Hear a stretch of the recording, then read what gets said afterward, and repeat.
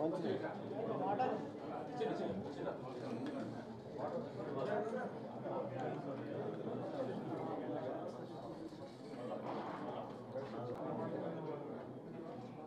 ఏం పెన్ని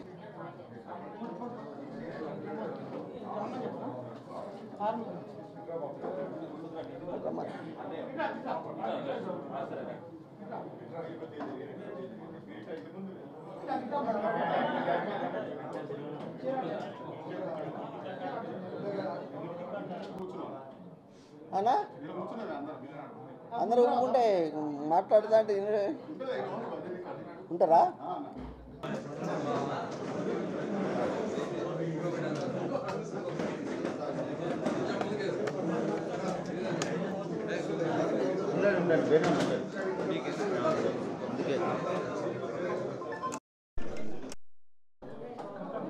మంచి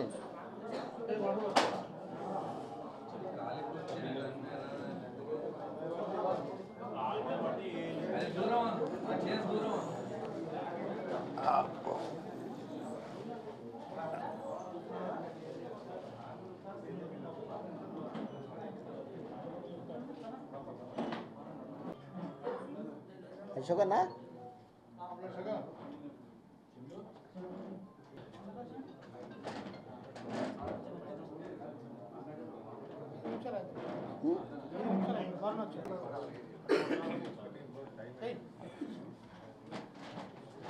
నిలబెట్టి మాట్లాడినంటారు.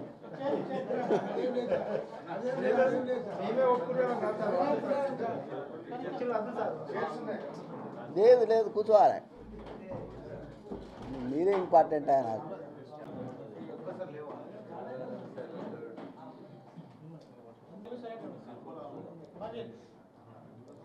మరి ఈరోజు ముఖ్యంగా పత్రిక మరి మేము పిలవకుండా చెప్పంపంగానే కూడా వచ్చినందుకు మీ అందరికి కూడా పేరు పేరున మరి కృతజ్ఞతలు తెలుపుకుంటున్నాను.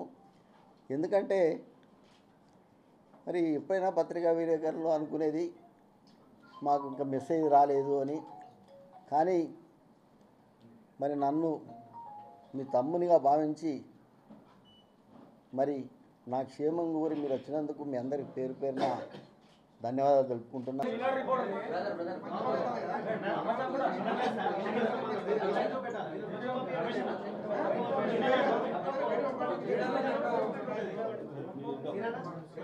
ఏ చెప్పు అడగాను. ఎందుకంటే మీకు తెలుసు, గత 45 సంవత్సరాలుగా మరి నేను రాజకీయాలలో ఉన్నా. గత 45 సంవత్సరాలుగా నేను పేదల పక్షాన పోరాడుతున్నా. ఒక వంచనగిరిలోనే నేను 12 ఎకరాల భూమి మరి మోడల్ ఇంటర్మీడియట్ చదివేటోళ్ళకు టాపర్స్కు, లేడీస్కు, జెంట్స్కి ఇవ్వడం జరిగింది. అలాగే ఫినరల్ చేసిన కాడ మా అమ్మను శివుని నిలబెట్టి 7 ఎకరాలు కస్తూర్బా స్కూల్కి ఇవ్వడం జరిగింది. ఇలా అవి అమ్ముకుంటేనే నాకు 50 కోట్లు వస్తాయి.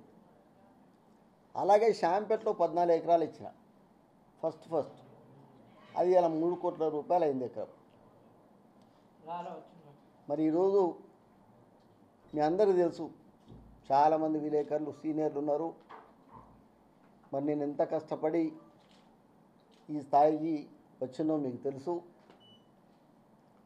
మరి ఉన్నత వర్గాలను ఎదుర్చుకుంటూ ఒక బీసీ నాయకునిగా చాలా తక్కువ మంది, మరి ఇంకా పోరాడుతున్నా అంటే మీ అందరి సహకారంతోనే నేను తెలియజేస్తున్నా. ఎందుకంటే మీకు వాస్తవాలు చెప్పవలసిన అవసరం నా దగ్గర ఉంది. నేను టీఆర్ఎస్ పార్టీలో ఉన్నప్పుడు మరి అప్పుడు ఇదే టీఆర్ఎస్ సోకాల్ చేయాల మాట్లాడే నాయకులందరూ కూడా మరి టీఆర్ఎస్ పార్టీలో ఉన్నారు. నేను టీఆర్ఎస్ పార్టీలో ఉన్నా, రేఖమ్మ టీఆర్ఎస్ పార్టీలో ఉంది. మరి మాట్లాడేటోళ్ళ పేర్లు నేను చెప్తే వాళ్ళు పెద్దోళ్ళు అవుతారు. వాళ్ళ పేర్లు నేను చెప్పదలుచుకోలేకూడదు, ఎందుకంటే కాలు మొక్కిన వాళ్ళు గదరు పట్టుకున్న వాళ్ళందరూ కూడా లీడర్లు అయిపోయిండ్రు నాయి. మన ఆ రోజు నేను ఒకటే చెప్పిన కేటీఆర్ గారు, మీరు ఆయన దీన్ని కూడా చెప్పకండి, ఇక్కడ ఒక బహిరంగ సభ పెట్టేందుకు కూడా ఛాన్స్ లేదు. మరి ఇక్కడ మరి ఒక దిక్కు పండుగలు వస్తాయి, బతుకమ్మ వస్తుంది, దసరా వస్తుంది, మరి ఉత్సవాల విషయంలో కూడా మీరు ఆలోచించాలి అన్నప్పుడు ఈ లీడర్లే లోపల పోయి చెప్పిండు. భూమి కబ్జా పెట్టేందుకు ఆయనే ఇది వద్దంటాడు, కూడాతో చేపేద్దంటాడు ప్లాట్లు అని అప్పటి చైర్మన్ కాంచి అందరూ అన్నారు. అంటే నేను ఆ రోజు కేటీఆర్కి ఒకటే మాట చెప్పిన, మరి కొండమురుగు 2 ఎకరాలంటే కబ్జా పెట్టొస్తుంది, ఎకరం అంటే కబ్జా పెట్టొస్తుంది, లేకపోతే నా భూమిని ఎవరికన్నా ఫ్రీగా దానం చేస్తుంది, కానీ 150 ఎకరాలు మాత్రం కబ్జా పెట్టరాదు, అది నీకే పెట్టొస్తుంది అని చెప్పిన ఆ రోజు. ఎందుకంటే నాకు అంత పెద్దోని కాదు, అట్టా మాట్లాడుతున్నావు అన్నా అని అన్నాడు. అన్నాక ఆయన నాకు ఆ రోజు నుంచి పర్లేదు. ఆ తర్వాత నేను బయటికి రావడం జరిగింది. అప్పుడు కూడా నేను దీనికోసం పోరాటం చేసినప్పుడు చాలామంది నాకు పూలదండలు వేసింది బండ్లాపి, ఈ మాటలు బయటకు వచ్చినప్పుడు. కానీ దాని తర్వాత మరి ఈరోజు ప్రభుత్వం మారింది. నాకు మొన్న ఓం నమ శివాయ నేను హైదరాబాద్లో ఉన్నా, నాకు ఫోన్ చేసి చెప్పాడు. ఏమని, ఇట్లా ఒకటి నేను అది కట్టుతున్నా, మాలు కడతా, దాంట్లో ఒక 10,000 మంది పనిచేస్తారు, నేను ఎక్కడా అని కూడా అడిగిన. అంటే ఓసిటీ పక్కా అని అన్నాడు. మరి ఓసిటీ పక్కా అంటే అని మా వాళ్ళందరినీ ఓసిటీ కాడ ఉన్నాను, ఇక్కడ క్యాంపస్లో ఉండండి, నేను వస్తున్నా అని చెప్పిన. దాని తర్వాత నాకు కూడా కొంత స్వార్థం ఉంది. ఎందుకంటే ఇప్పుడు నమశివాయ నేను దగ్గరే తీసుకుంటే మరి ఈ కేటీఆర్, ఈ కవిత, ఈ సంతోష్ నమశివాయకు దూరం అయితే మరి ఆయన పెట్టిన అప్పులు ఉంటే వాళ్ళు అందులో పడతారు, కాబట్టి దగ్గర తీద్దామని ఒక ఆలోచన ఉండే. ఉన్నది కూడా చెప్తున్నా నేను. మరి ఆ ఆలోచనతోనే, ఎందుకంటే ఒక దిక్కు మరి శత్రువు మధ్య నుంచి వస్తుండే కాబట్టి, శత్రువుల మధ్య నుంచి వస్తుండే కాబట్టి కంపల్సరీ శత్రువుకు ఒక భయం పుడుతుంది. అరే ఆడు పోయి మా గురించి అన్నీ చెప్పిండు కావచ్చు అని. నాకైనా అంతే ఉంటుంది, నా మనిషికి దూరం పోయినప్పుడు ఇది జరుగుతుంది అని. ఆ ఆలోచనతో తప్ప నాకేం లేదు, స్వార్థం లేదు. ఈరోజు మరి ఇక్కడున్న మరి కలెక్టర్ గారు కానీ, సిపి గారు కానీ మరి ఇలాంటి సహించరు, వాళ్ళు వెంటనే చర్యలు తీసుకుంటారు. ఎందుకంటే వాళ్ళు నిస్వార్థంగా పనిచేస్తుంది మన కలెక్టర్ గారు, సిపి గారు. ఇట్లా మరి ఒకవేళ ఆ రోజు వీళ్ళు వచ్చిండు, ఆ రోజు నేను ఓపెనింగ్ చేసిన రోజు వచ్చింది, ఒక కాగితాలు పట్టుకొచ్చింది. మీరు 800 గజాలు అన్నారు, మీరు ఒకసారి చెప్పండి. అది ఒక్క 200 గజాలు ఇస్తే మేము మనిషికి 200 గజాలు అని చెప్పింది. అన్నప్పుడు 150 గజాలని నేను అప్పుడు అన్నా, అప్పుడు చెప్పిన నేను. కానీ అది జరగలే, ఎందుకంటే టీఆర్ఎస్ ప్రభుత్వంలో జరగలే. మీ కొంతమంది స్వార్థ అడ్వకేట్స్ వాళ్ళ పేర్లు అడ్వకేట్స్ చేయబట్టి వాళ్ళు ఫెయిల్యూర్ అయింది. వాస్తవమా కాదా? వాళ్ళు పైసలకు అమ్ముడు పోయి ఇలా వీళ్ళని ఎక్కడో ఊరవతల పారేసింది వాళ్ళని. ఆ రోజు వాళ్ళ పక్షాన్నే ఉన్నా నేను, ఆ రోజు కూడా వాళ్ళ పక్షాన్నే ఉన్నా. మరి అడ్వకేట్ నా దగ్గరికి వస్తా అంటే నన్ను టైం కూడా ఇవ్వలే. ఎందుకంటే ఆ బదనం నా మీద ఎందుకు అని. ఈరోజు కూడా చెప్తున్నా, రాత్రి నా కూతురు చెప్పింది, నాన్న నువ్వు బీదలో సాయం చేస్తా అన్నావు, నీ పేరు కొండా మురళీధరరావు, నువ్వు కొండా మురళి అని మార్చుకున్నావు, మనం వతందారులో, కానీ ఈ చెడ్డ పేరు రావద్దు నాన్న. నేను ఈరోజు కూడా మీ అందరం కూడా చెప్తున్నా, వాళ్ళు ఏదైతే కాగితం ఉందా మీద కదా వేరే మనోడు ఏడే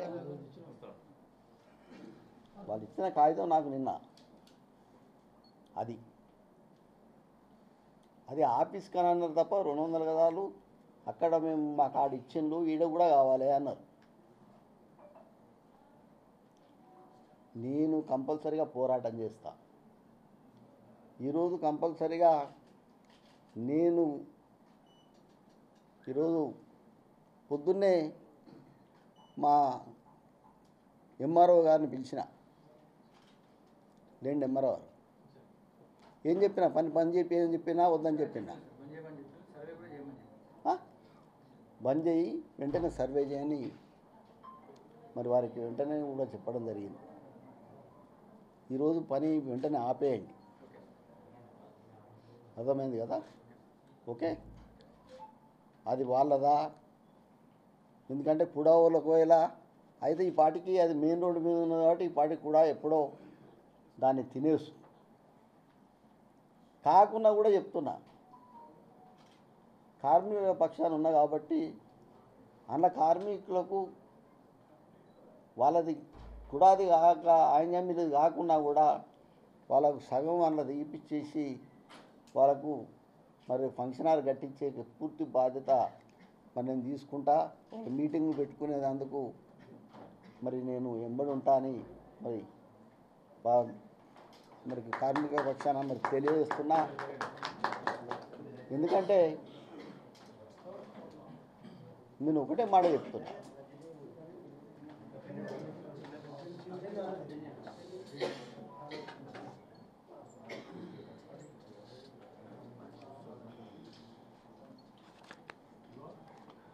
మీరు చూడండి, ఇంకా నెక్కనన్నా కూడా అని ఉంటే నేను వెంటనే పోతే నన్ను పట్టుకోవాలి, లేదు. కానీ నేను ఇలా ధైర్యంగా చెప్తున్నా. మరి ఎంఆర్ఓ సంతకాలు పెట్టిండా ఇబ్బంది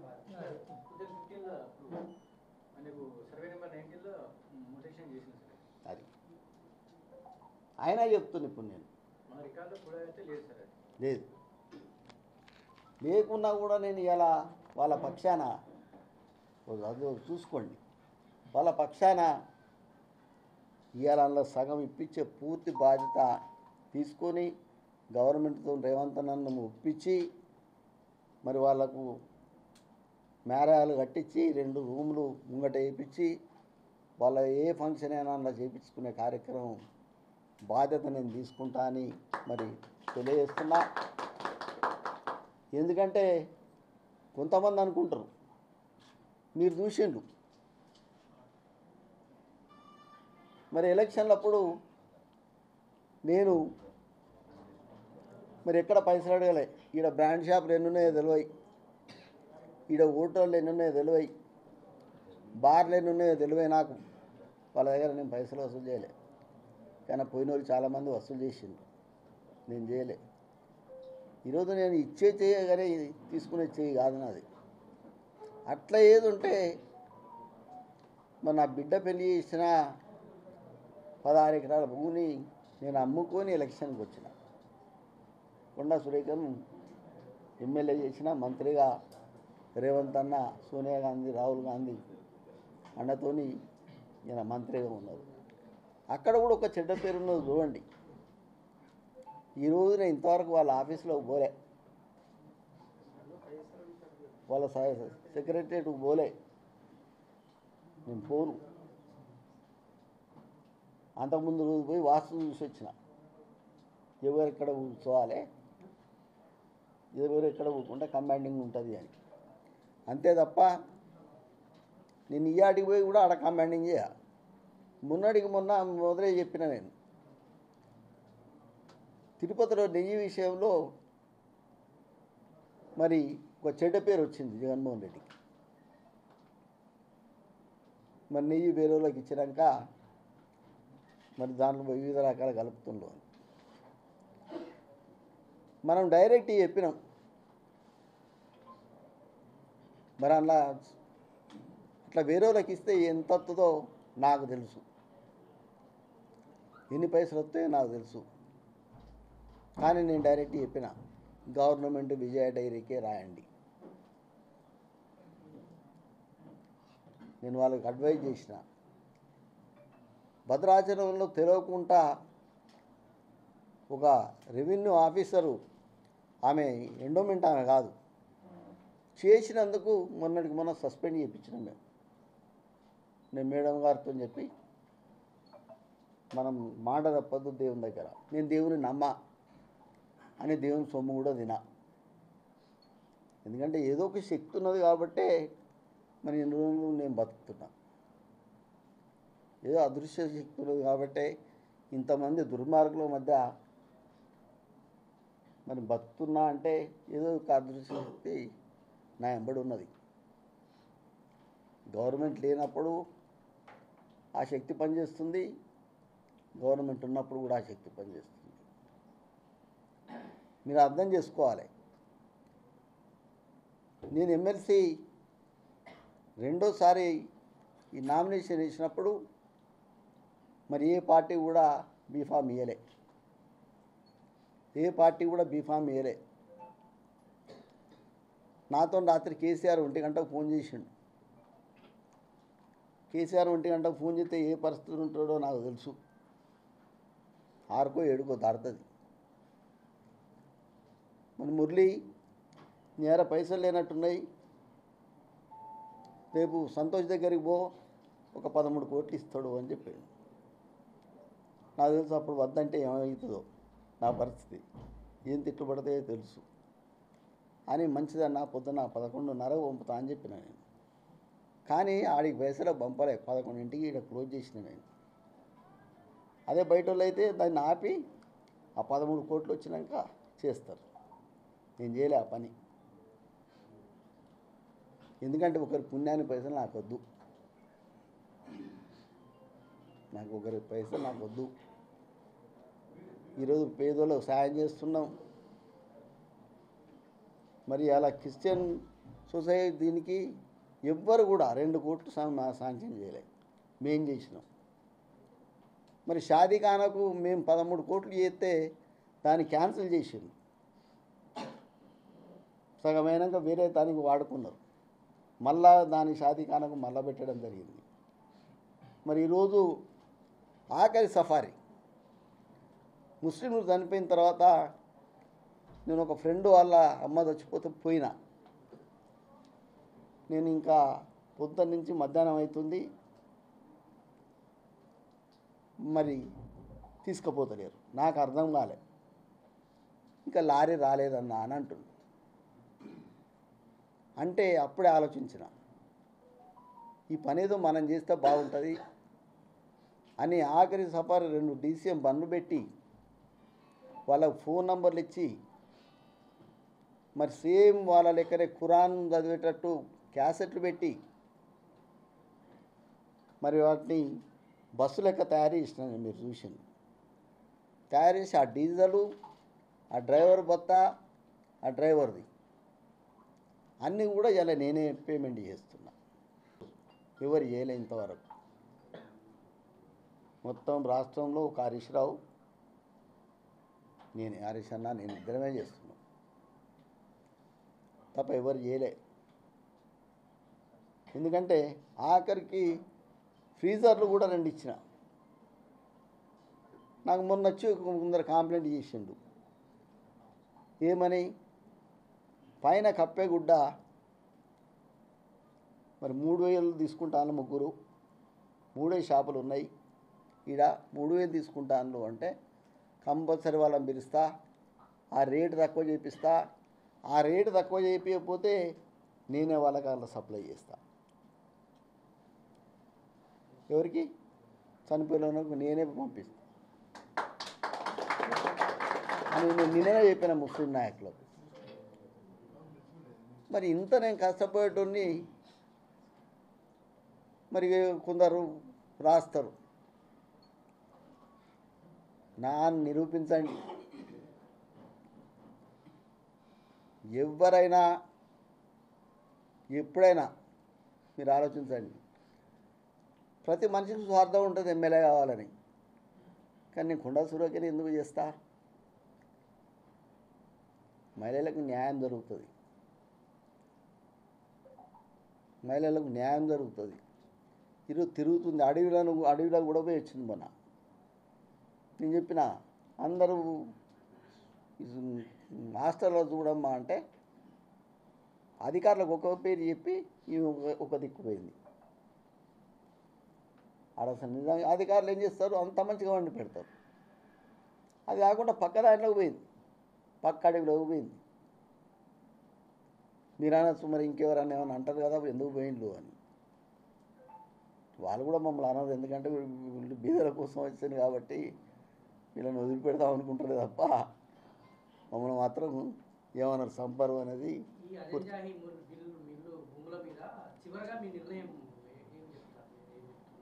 నేను ఈరోజు కూడా ఒకటే మాట చెప్తున్నా. ఆయింజా మిల్లు భూములను ఎవరైతే ముట్టుకున్నారో శ్రీనివాసరెడ్డి కాంచి మొదలు పెడితే, చెరుకుపల్లి శ్రీనివాసరెడ్డి నుంచి మొదలు పెడితే అందరూ లీడర్లు పతనమైంది. అందరు లీడర్లు మళ్ళీ పేరు లేకుండా పోయింది. ఇప్పటికి కూడా ఇప్పుడు 2 లక్షలు పెట్టిండు ఇవాళ దానికోసం. నేను కంపల్సరిగా ప్రభుత్వంలో ఉండి కూడా చెప్తున్నా, ఆ మిల్లు జాగాలు ఆ మిల్లులకే చెందాలి. ఉన్న మిగిలినవి కూడా మిల్లులోకి చెందాలి. నేను రేవంత్ అన్నతో కూడా మాట్లాడతాయి. ఇంకా మీకు తెలియదు, ఇంకా 4 రోజులు అయితే మీరు చూసిండు ఇంత నెత్తి నోరు పెట్టుకుంటుండ్రు. ఇవాళ 12 గుంటల కోసం ఎడిపోయింది జైలు ఎడిపోయింది. జైలు ఉన్న బండి ఎడిపోయింది. ఎంత మంచి జైలు అది, ఇంత మంచి జైలు. మీకు అనుభవం లేదు జైలుకు పోయినది, నాకు అనుభవం ఉన్నది. అంత మంచిగా చెట్లు ఉంటాయి. మనం ఇంత లోపల ఇంత పోలీసు వేధించి లోపల పంపంగానే ప్రశాంత వాతావరణం చూసేది. మరి అటువంటి జైలును కూడా కూలగొట్టారు. తర్వాత సబ్స్టిట్యూట్ ఏమైనా ఆలోచించినా అంటే ఆలోచించాలి. మీరు ఒకటే ఆలోచించండి. ఇప్పుడే కలెక్టర్ ఆఫీస్ ఈడ కడుతుంది. ఎవడు ఎన్విరాన్మెంట్ జ్ఞానం ఇంగిత జ్ఞానం ఉన్నోడు, ఎందుకంటే కొండా సురేఖ ఎన్విరాన్మెంట్ మినిస్టర్, ఇంగిత జ్ఞానం ఉన్నోడు ఆడ కలెక్టర్ ఆఫీస్కి పర్మిషన్ ఇయ్యారు. దాని పక్కనే మరి ఇండియన్ ఆయిల్ కార్పొరేషన్ ఒక్క మెరుగు చుక్క పడ్డా ఏంటి పరిస్థితి? ఇలా అక్కడ ఉన్న ఆయింజా మిల్లు దాంట్లో ఉన్న వాళ్ళ పరిస్థితి ఏంటి? ఇల్లు కట్టుకున్న వాళ్ళ పరిస్థితి ఏంటి? కట్టించుకున్న వాళ్ళ పరిస్థితి ఏంటి? మరి కలెక్టర్ గారు బాగా చదువుకునే ఉద్యోగులు ధైర్యంగా ఉంటారు. ఒక్క మెరుగు చుక్కబడ్డా అది బ్లాస్ట్ అవుతుంది.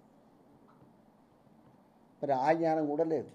అందుకే మేము ప్రత్యేకంగా ఎన్విరాన్మెంట్ మీద ఎవ్వరు కూడా ఇలా ఒక కమిటీ వేయలే. కొండా సురేఖ గారే వేసింది. ఇప్పుడు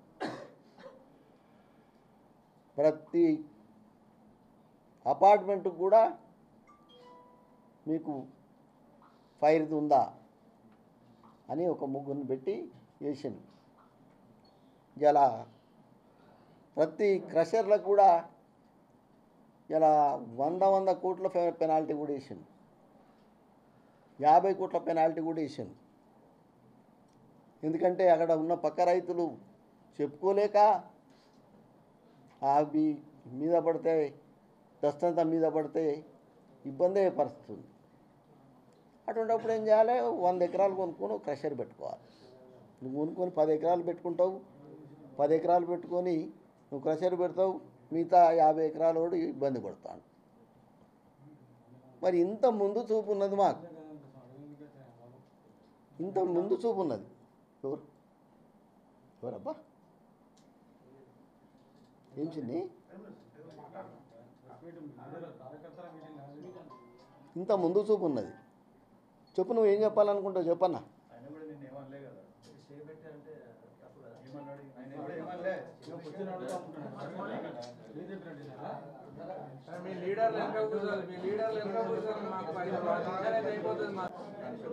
అడిగన్నా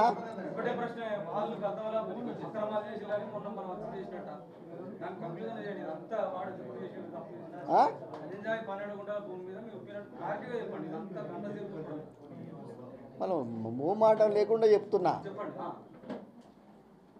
రే పేపరు తెలియదా మనకి?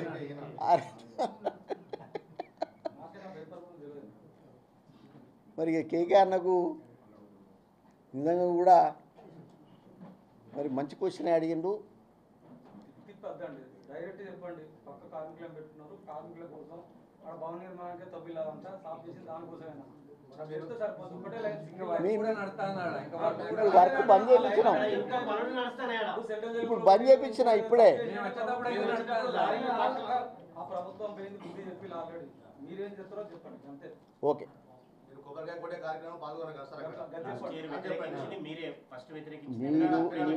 మీరు దీన్ని చూసి నేను కొబ్బరికాయ కొట్టినా అది ఇది వినన్నా, అది ఓ సిటీలా అని చెప్తూ వచ్చిన. నేను హైదరాబాద్ నుంచి నేరుగా వచ్చిన, ఓ సిటీలా అంటే వచ్చిన. అర్థం కాలే? నాకు టెంట్ వేసినాక ఇదంతా ఏమో ఉబ్బలే ఆడ పైన పెద్ద టెంట్ వేసింది, రౌండ్ టెంట్ వేసింది. మరి ఏం అవుపలేకి నాకు అవుపడనప్పుడు నేను కొబ్బరికాయ కొట్టింది వాస్తవం. నేను కొబ్బరికాయ కొట్టుట్లో కూడా నా స్వార్థం ఏందో మీకు చెప్పిన. ఒక విభజన చేద్దాము అనే ఒక స్వార్థం ఉంటుంది నాకు కూడా. రాజకీయాలలో ఇది కామన్ ఉంటుంది మాకు. ఈరోజు కూడా చెప్తున్నా, గవర్నమెంట్ ల్యాండ్ అనేది రేపు రెవెన్యూ వాళ్ళు కంపల్సరిగా తెలుస్తారనుకో, వాళ్లకు మేము ఏ పద్ధతితో ముస్లింలకు కట్టిస్తున్నామో ఆంజనేయ మిల్లు కార్మికులకు అక్కడ మేము కంపల్సరిగా ఆ 12 గుంటలల్లా మేము మేరాయాలు కట్టించే పూర్తి బాధ్యత నేనే తీసుకుంటాను. తెలియజేస్తున్నాను. ఇప్పుడే పంపిన ఎంఆర్ఓ గారిని, ఇప్పుడే పంపిన. అక్కడ మీ పక్కనే ఇక్బాల్ ఉండే. ఇక్బాల్ 1954 నుంచి నాకు లింకులు ఉన్నాయి అని రోజు పేపర్ ప్రకటన హెచ్చరిక నోటీస్ కూడా ఇస్తున్నాడు. అది నా భూమిని పైసలు పెట్టి కొనుక్కున్నా. ఇది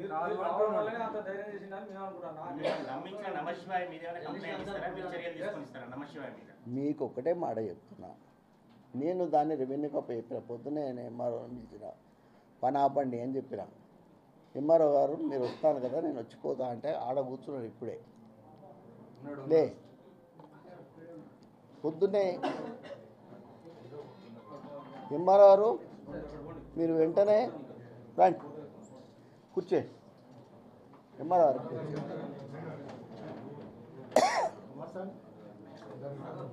ఒక కూర్చే.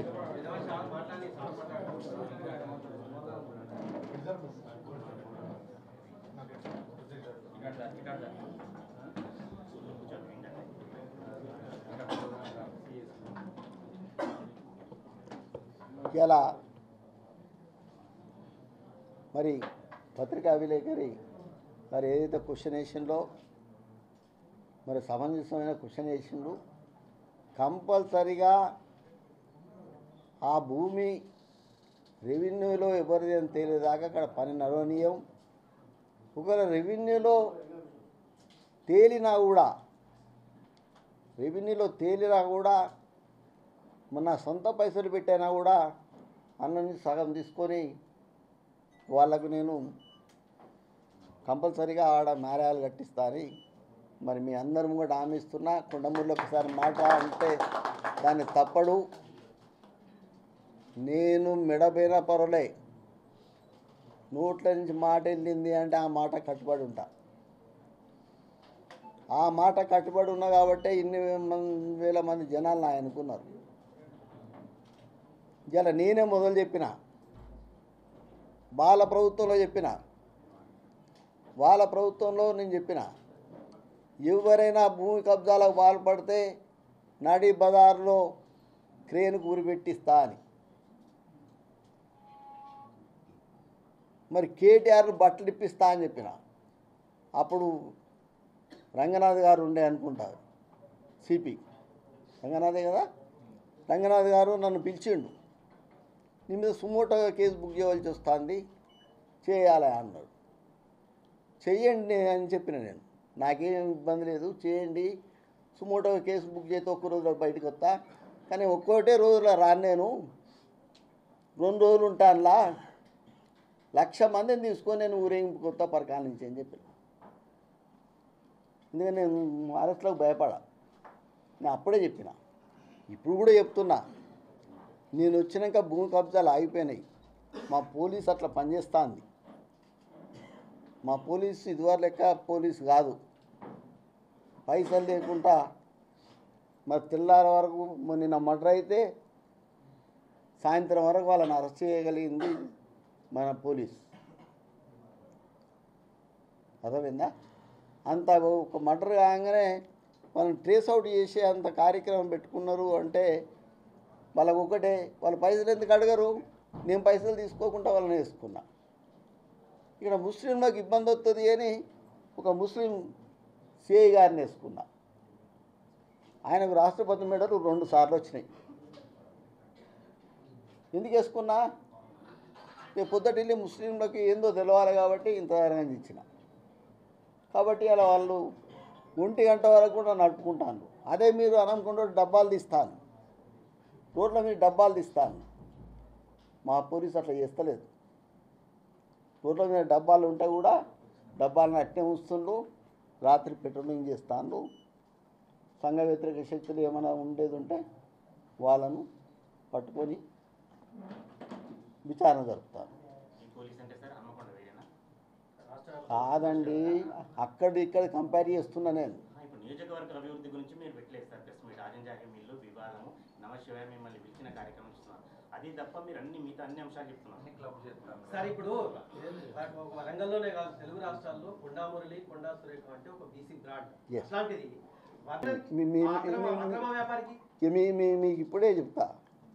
ఒక క్లబ్ అంటే దాన్ని ఎస్ఎన్ఎం క్లబ్ అంటారు. ఎస్ఎన్ఎం క్లబ్ పక్కకు పోయింది అని మీరు నిరూపిస్తే సిటిజన్ క్లబ్ సార్, అంటారుడా దాని మొత్తమే మనోడు సొమ్ము చేసుకున్నాడు. తెలియదు అది నాకు మరి. నేను ఇక్కడ ఎస్ఎన్ఎం క్లబ్ అంటే ఎస్ఎన్ఎం క్లబ్ మన చేతుల్లోనే ఉన్నది. సిటిజన్ క్లబ్ ఎందుకంటే ఎస్ఎన్ఎం క్లబ్ వాళ్ళని పిలిపించినా మాట్లాడినా మళ్ళీ వాళ్ళకు మిగతా 4,000 గజాలు ఉన్నది, మిగతా వాటికి నేను డెవలప్మెంట్కి పైసలు ఇస్తా అని చెప్పినా. ఇప్పుడు ఏదైతే నేను స్పష్టంగా మాట్లాడుతానో ఇప్పుడే కూడా మాట చెప్తున్నా, స్పష్టంగా చెప్తున్నా. ఈరోజు వాళ్ళకి ఏదైతే మాట ఇచ్చినో దాన్ని తూచా తప్పకుండా నేను మరి ఇంప్లిమెంటేషన్ చేస్తా. ఆ ఇంప్లిమెంటేషన్ చేయకపోతే నేను ఆ భూమి కొనిచ్చే నేను కట్టించే పూర్తి బాధ్యత నేను తీసుకుంటా. అంటే పేద ప్రజలన్నా పబ్లిక్ ప్రాపర్టీ అన్నా మీకు ఇష్టం. అట్లాంటిది పబ్లిక్ ఆస్తులను సొమ్ము చేసుకుంటున్నటువంటి ఒక వ్యక్తి పక్కకు మీరు ఉండడం అనేటువంటిది ఇక్కడ వరంగల్ ప్రజలు ఎవరు జీర్ణించుకుంటలేరు. ఎవరెవరు మీరు కూడా చెప్పండి, సార్ చెప్పిన ఆదేశాలు పాటిస్తారా లేదా? అదే కదా చెప్పాలి. మీరు చెప్పాలి, సార్ చెప్పిన తర్వాత మీరు సార్ చెప్పిన ఆదేశాలు పాటిస్తారా లేదా, గవర్నమెంట్ ఆదేశాలు? మీరు దయచేసి మీకు ఒకటే మాట చెప్తాను. ఇంతసేపు నేను చెప్పింది ఏంటి, ఎందుకంటే పేద పక్షాన్ని చెప్పిన. ఇప్పుడు మీరు ఇది చదువుకోండి. ఇందులో ఎక్కడన్నా గవర్నమెంట్ ల్యాండ్ అని ఉండేది ఉంటే ఆ నంబరు, ఆ సర్వే నంబరు 90 సర్వే నంబరు, ఇక్కడన్నా గవర్నమెంట్ ల్యాండ్ అని ఉంటే సార్ ప్రజా ఉద్యమాలకు సాక్ష్యం కొండా మురళి, ప్రజా ఉద్యమాలకు ప్రజా పోరాటాలకు సాక్ష్యం కొండా